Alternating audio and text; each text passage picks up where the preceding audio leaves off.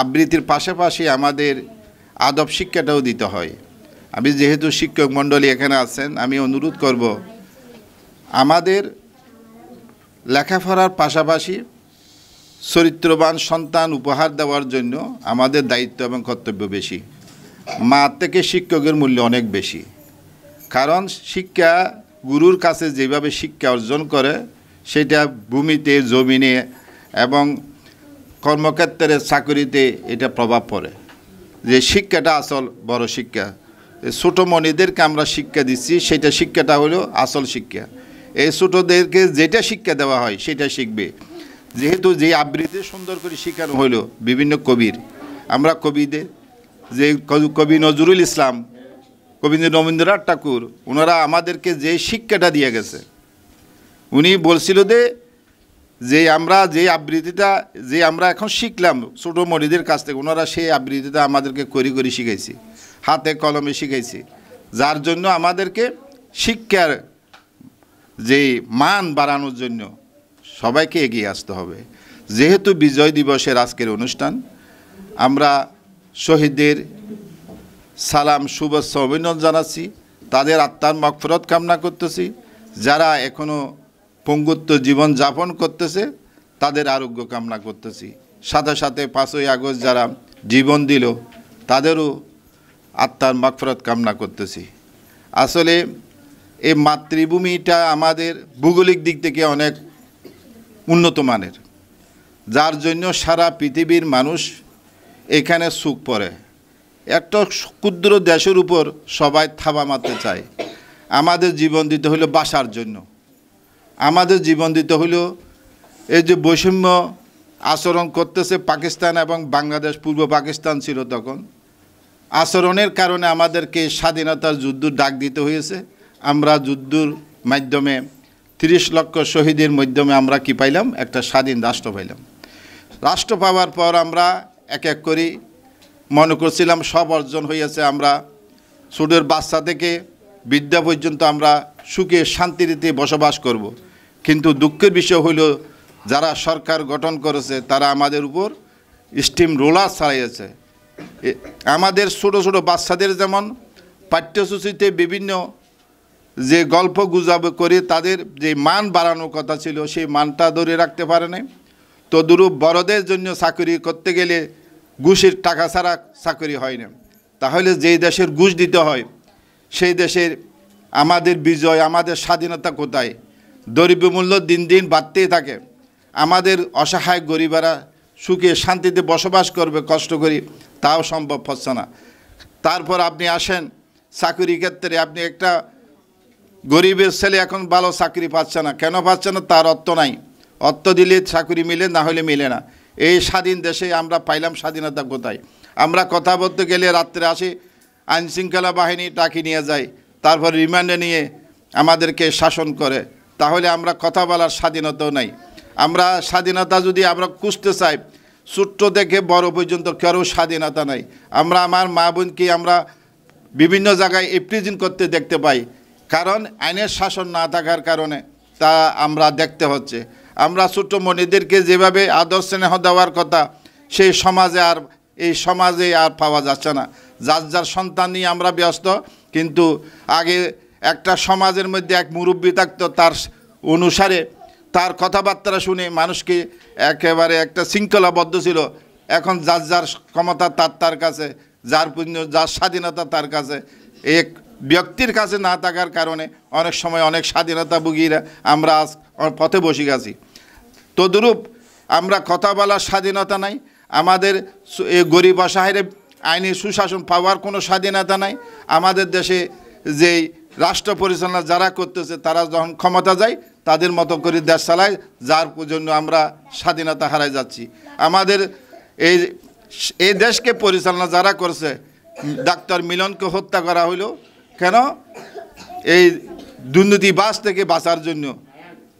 Doctor মিলনের রক্তের মাধ্যমে তারা দুর্নীতি করতে পারছে, কিন্তু মিলন সারা পৃথিবীর মানুষের কাছে বেঁচে আছে। কিন্তু এই এরশাদ সরকার পতন হইল, নূরকে গুলি করা হইল, আবার আবু সাইয়েদ রক্ত দিয়া আবার দেখাইয়া দিল বাংলার দামাল স্যারেরা কীভাবে রক্ত দিতে জানে। এ রক্ত জীবনে মনে হয় শুকাবে না, যদিও মানুষ শুকাইয়ে যাবে, মানুষের মন থেকে শুকাবে না, কারণ তার রক্ত এমন একটি রক্ত দেওয়া হয়েছে, আর 16 বছরের শাসন একই দিনে শেষ হয়ে গেছে, তার রক্তের বিনিময়ে আল্লাহ কবুল করে নিয়েছে। তাহলে আমাদের করণীয় কি? আমাদের এখন করতে হবে ছোটো ছোটো বাচ্চা থেকে বৃদ্ধা পর্যন্ত আমাদের সমাজকে সুন্দর করার জন্য আমাদেরকে এগিয়ে আসতে হবে। বিশেষ করে শিক্ষকরা, যেহেতু আমি এখানে শিক্ষকদেরকে পেয়েছি, শিক্ষকদের উচিত তবে ছোটো ছোটো ছেলেদের যেন কোচিং সেন্টারে বাণিজ্যতে পড়তে না হয়। কারণ আমরা যে সময় লেখাপড়া করছি কোচিং বাণিজ্য ছিল না, মাস্টারও ছিল না। যে পাঠ্য দান করা হইতো এই দানের মাধ্যমে আমরা এই যে অর্জনটা করছি সেই অর্জনটা এখনও নাই। আর কোচিং সেন্টারের মধ্যে একটা পাঠ্যসূচি নিয়ে শুধু লেখাপড়া করলে হবে না, ভৌগোলিক দিক থেকে আমাদের দেশ যেমন সুন্দর, আমাদেরকেও সুন্দর চরিত্রবান করতে হবে। সারা পৃথিবীতে আমাদের দেশের মানুষ কর্মরত আছে, ভালো কিছু ইঞ্জিনিয়ার, ডাক্তার, বিভিন্ন রকমের প্রশিক্ষণ না থাকার কারণে আজ আমাদের ছোটো ছোটো চাকরি করি আমাদেরকে লালন পালন করতেছে। আমাদের ভাইয়েরা যারা বিদেশে কর্মরত আছে তারা আমাদের জন্য টাকা পাঠাচ্ছে, ডলার পাঠাচ্ছে, যার জন্য আমরা বাংলাদেশটা অনেক একটু স্বস্তি বোধ করতেছি আমরা অর্থনৈতিক দিকে। না হলে আমাদের অবস্থা আরও খারাপ হইতো, কারণ আমাদের দেশকে ভালোবাসি না আমরা। যদি দেশকে ভালোবাসা হয় তাহলে কোটি কোটি টাকা প্রচার কেমনে হয়।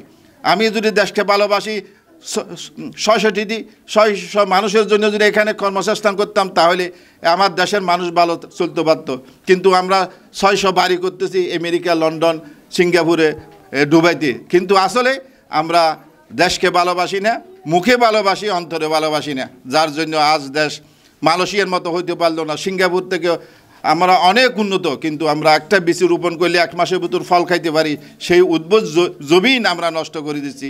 আমাদের কিসের জন্য? আমরা অর্থ লোভে পড়ি, আমরা নিজেই ধ্বংস নিজেই ডেকে আনতেছি। আজ কোথায় আসাদ সরকারও কোথায়, হাসিনা সরকারও কোথায়, তাদের মন্ত্রী পরিষদ কোথায়? ফালাইয়া তো বাঁচতে পারলো না, সবাই ধরা খাইলো।